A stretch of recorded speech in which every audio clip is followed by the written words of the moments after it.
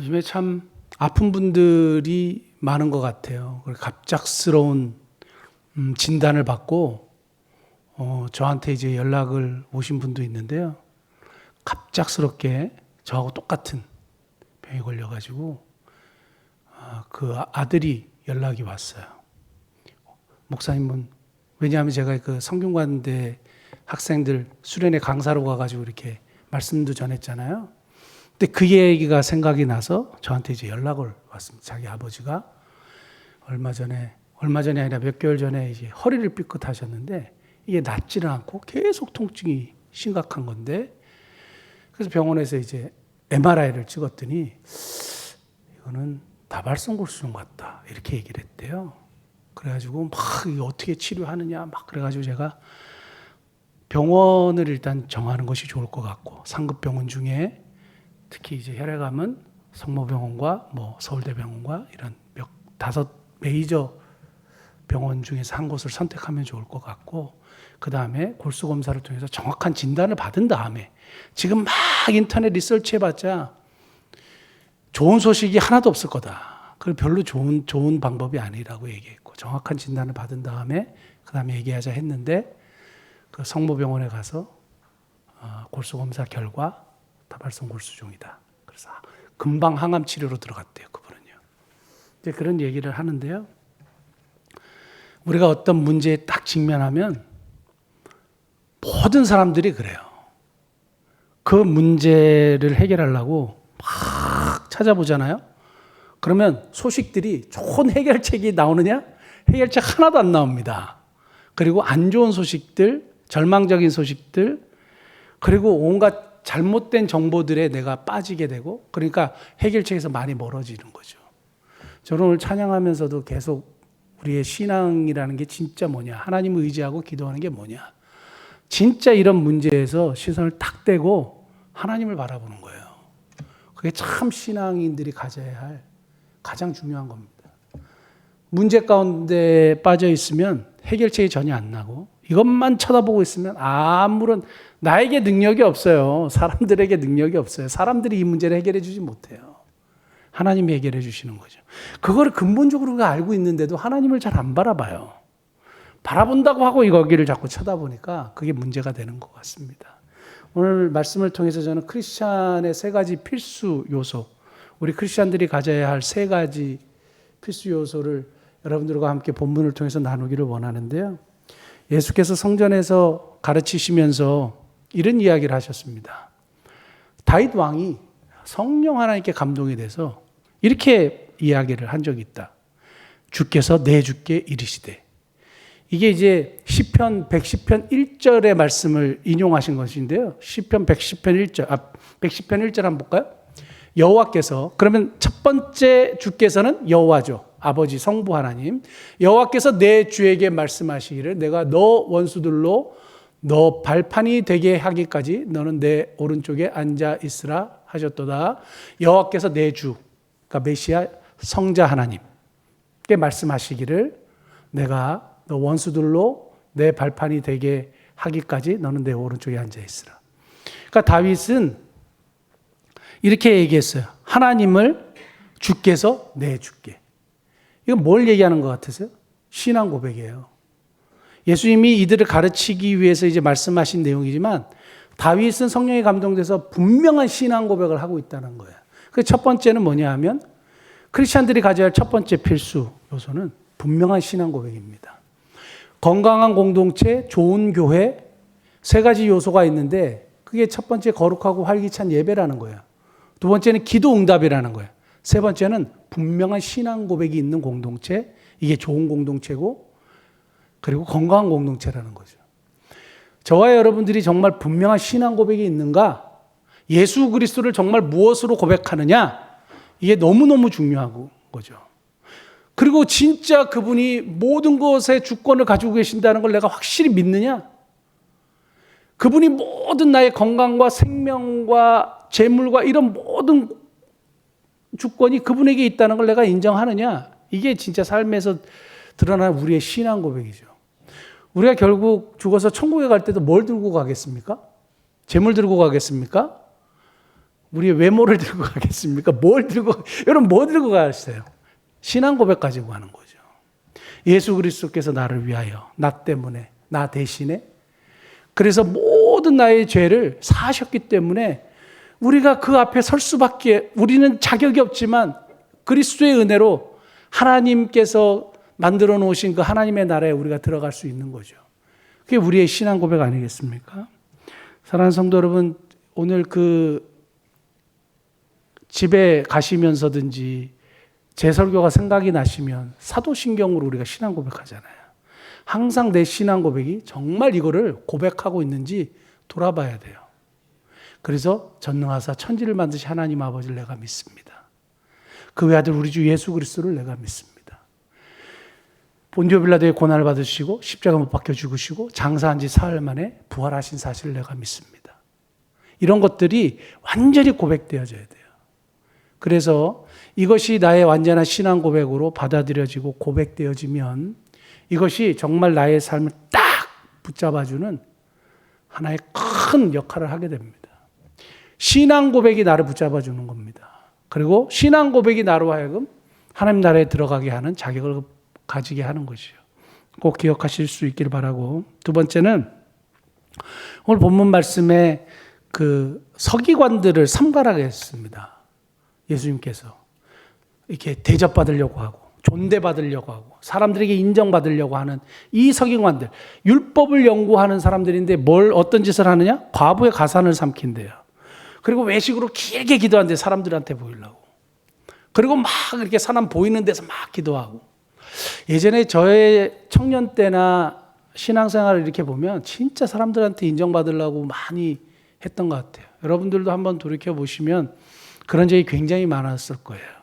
그리고 교회 헌금에도 사람들 앞에서 좀 이렇게 막 박수 받고 막 지금도 이제 그런 교회들이 있는데요. 제가 이번에 고민 되게 많이 했어요. 뭐냐 하면 5년 동안 지켜주신 하나님의 은혜 감사합니다. 그러면서 지난주에 누가 창립 감사 헌금 그러면서 이렇게 봉투에다 앞에 창립 이렇게 썼더라고요.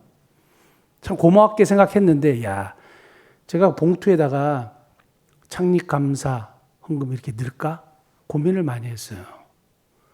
근데 그게 너무 인위적이잖아요. 자원하는 마음으로 해야 되는데, 사람들에게 보이기 위해서 하는 것이 아니라 내가 진짜 감사가 있으면 하는 것이 하나님 받으시겠다 해서 그 헌금 봉투를 안 넣는데, 어쨌든 간에 우리의 과거의 신앙의 모습은 사람들에게 되게 인정받기를 원했던 것 같아요. 지금도 그런 요소가 우리에게 분명히 남아있을 겁니다. 서기관들과 같은 모습이 우리에게 있어요. 근데 이걸 거꾸로만 하면 주님이 참 기뻐하실 것 같아요. 그게 뭐냐? 섬김의 삶이에요.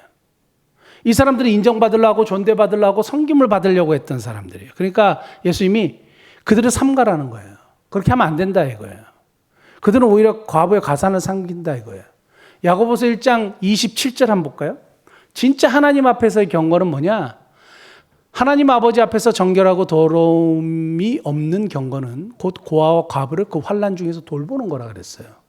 근데 이 사람들은 성경을 연구하는 사람들이 과부의 가산을 삼켰대요. 어떻게 삼켰는지를 모르겠어요. 근데 이렇게 막 좋은 말씀하고 기도하고 막 그러면 사람들이 이렇게 그 사람에게 이렇게 헌금도 하고 막 그랬나 봐요. 어쨌든 간에 과부의 가산을 삼키고 돌보지 않고 거꾸로 행동하는 이 서기관들을 보면서 예수님이 책망을 하셨는데, 그러면서도 사람들에게 계속 인정받기를 원하고. 여러분, 그 사람이 이렇게 계속 잘못 나갈 때요, 계속 악수를 두는데 성경에 계속 악수를 둔 사람이 한 사람이 있어요. 마지막까지 사람들에게는 인정받고 싶었어요. 하나님이 버리셨다 그랬는데도 당신이 잘못 판단하고 당신이 순종하지 않고 했기 때문에 하나님은 이제 더 이상 당신을 사용하실 수가 없고 당신을 버리셨다. 근데 이 사람이 뭐라는지 아세요? 그러나 지금 이 사람들이 많이 모였는데 이 사람들 앞에서 나를 좀 이렇게 높여주세요 했던 사람이 있어요. 사무엘상 15장 30절 한번 볼까요?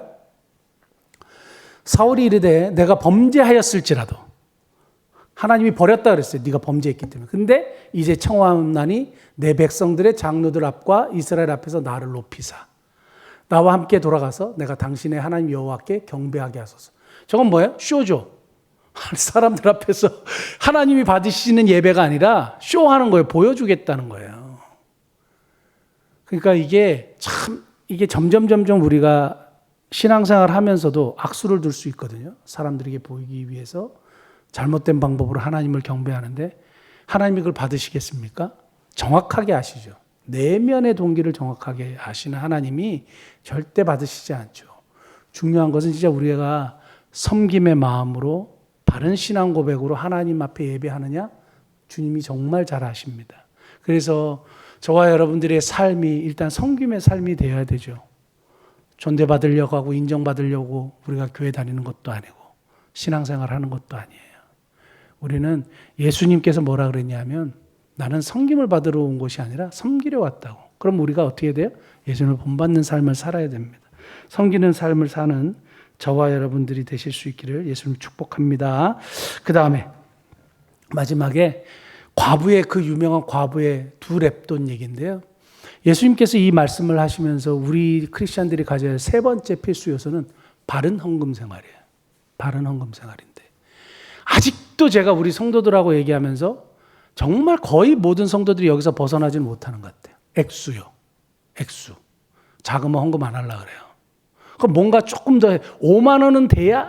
뭐 한 10만 원은 돼야? 아니에요. 제가 그렇게 얘기를 했는데도 그게 잘 안 들어오나 봐요. 아, 그래도 또 5만 원은 뭐. 그건 누가 정하는 거예요? 액수가 아니에요. 헌금은 액수가 아니에요. 헌금은 마음이에요. 그럼 두 렙돈을 칭찬하지 말으셨어야죠. 동전 두 잎을 왜 예수님이 칭찬하시고 이게 왜 성경에 기록돼 가지고 이렇게 예수님이 정말 바른 헌금을 했다고 얘기를 하실까요? 부자들은요 와가지고 계속 그 소리가 나거든요. 연보계에 12개가 놓여 있었어요. 그리고 6개인가 7개는 성전세를 위해서 드렸고 나머지는 그냥 자기들이 자원하는 마음으로 헌금을 드렸는데 이게 그 뭐 청동인가 하여튼 뭘로 돼 있어 갖고 이렇게 하면 땡그랑 소리가 나는 거예요. 그러니까 부자들은 일부러 이렇게 외식하는 사람들은 다 동전으로 바꿔갖고 짜자라자라 이렇게 막 소리 내면서 막 헌금을 했단 말이에요. 근데 두 렙돈 이 뭐 가벼운 이거는 들어 소리도 잘 안 나고 뭐 다른 게 있었으면 얼마나 크게 났겠어요. 근데 예수님이 착 정확하게 보셨죠. 근데 액수가 아니라는 거예요.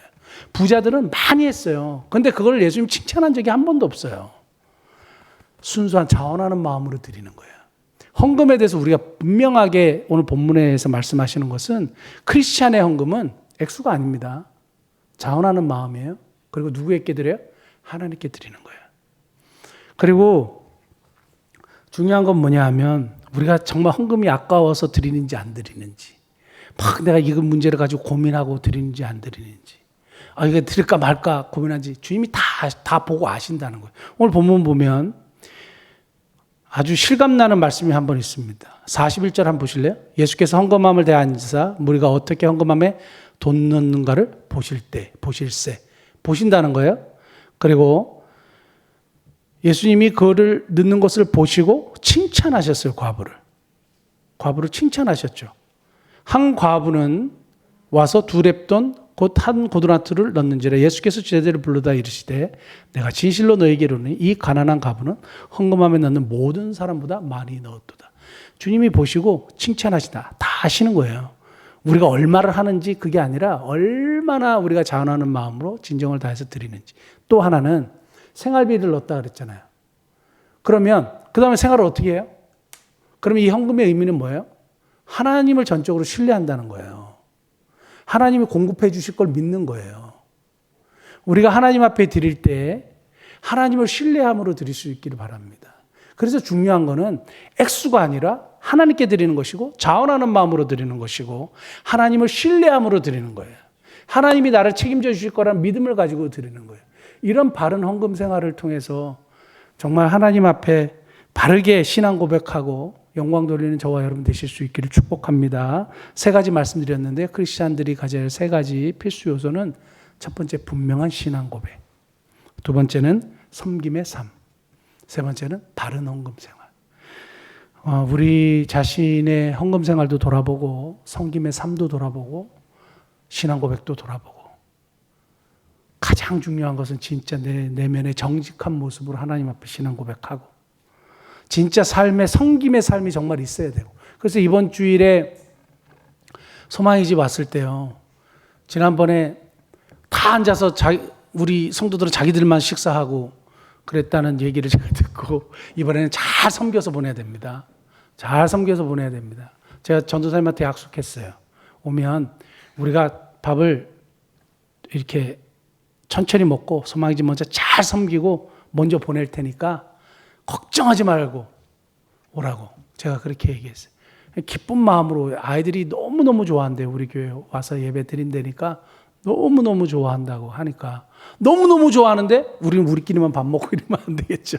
잘 이렇게 섬겨가지고 보내면 참 좋겠습니다. 그래서 그분들에게도 기쁨이 있고 우리들에게도 기쁨이 있었으면 좋겠고 마지막 우리가 바른 헌금 생활 해서 하나님 앞에 영광 돌리는 저와 여러분 되기를 바랍니다. 기도하시겠습니다.